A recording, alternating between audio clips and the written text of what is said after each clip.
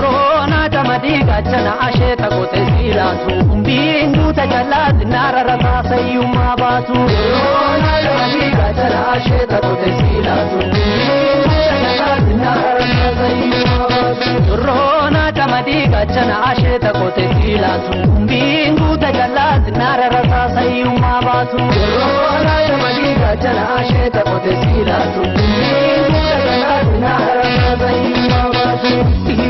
Tiro daba waliyana masuta kumadala yo taniyuma bana yo sambana gafasbana garafi mikole na garafi choda nya dabarte kadeke etiati wanjo moradibi akagati nirgonyane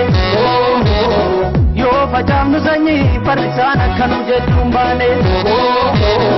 gorso ke sakona yo dake panne adem saisa amayuma kotana sora mukenya ibabelisa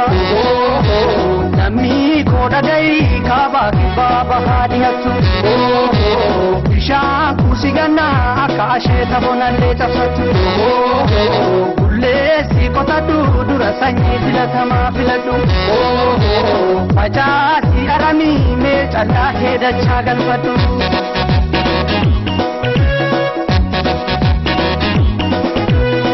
chamsa koti urala pajala ya siya iratinya suboni yodu nele iratinu hajesu hadana madese koni chamsa koti urala pajala ya siya iratinya suboni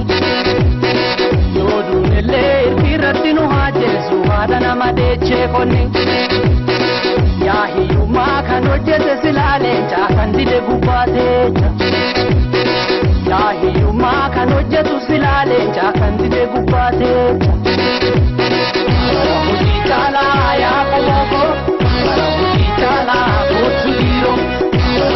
chala ya komoko chala kutudiro